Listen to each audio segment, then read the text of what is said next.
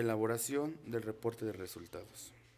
Bien, después de haber realizado toda nuestra investigación, con los puntos que los compañeros han explicado en cuanto al marco teórico, la hipótesis, la parte cuantitativa, la parte cualitativa, la selección del tema, entre otros, se llega al final a lo que es la elaboración del reporte de resultados.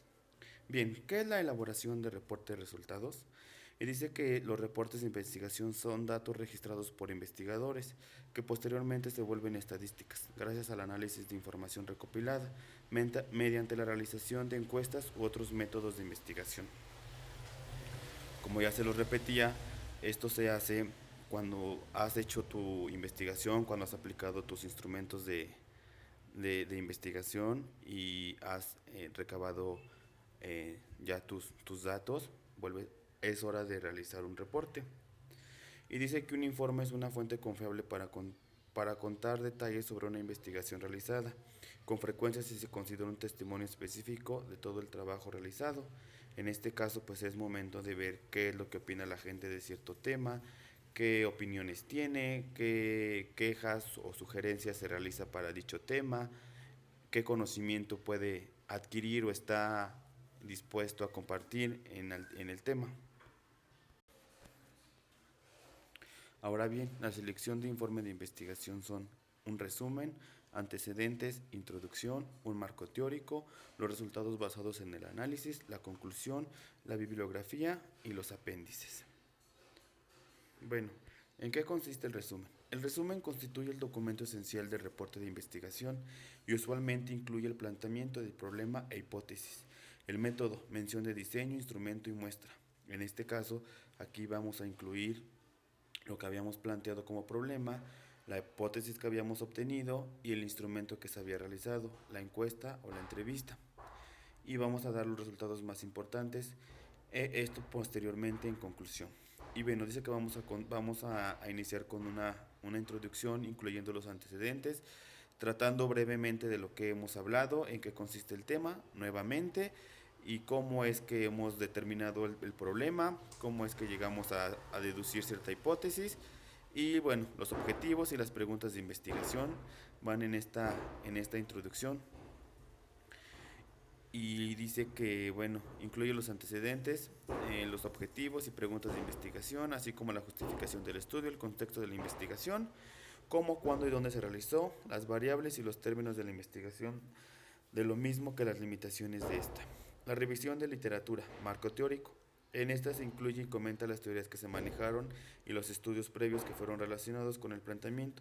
Se hace un sumario de los temas y hallazgos más importantes en el pasado y se señala cómo nuestra investigación amplía la literatura actual.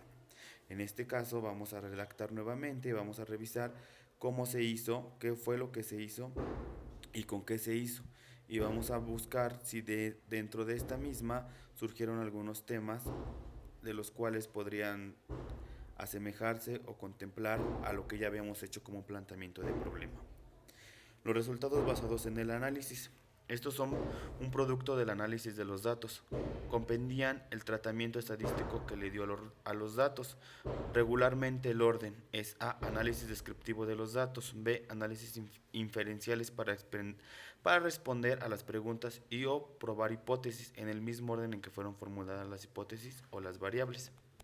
En este caso, tenemos que deducir qué es lo que está pasando. En el inciso A nos dice que son datos descriptivos. Si los datos fueron descriptivos, vamos a tener que anotarlos en este apartado. Y luego dice que si son inferenciales, porque hiciste unas preguntas, porque realizaste las preguntas mediante tu instrumento, ya sea cuestionario o entrevista, y probaste una hipótesis. Aquí va cómo se hizo esto y si la hipótesis resultó cierta o no. En cuanto a las conclusiones, son recomendaciones e implicaciones de una discusión. Aquí se derivan conclusiones, se hacen recomendaciones para otras investigaciones, se analizan las implicaciones de la investigación y se establece cómo se respondieron las preguntas de investigación, así como se cumplieron o no los objetivos. Las conclusiones deben redactarse de tal manera que se facilite la toma de decisiones respecto de una teoría, de un curso de acción o de una problemática. Bien, aquí, si ya realizaste tu planteamiento del problema, lo que queda en conclusiones es redactar qué fue lo que te arrojó tu instrumento de investigación.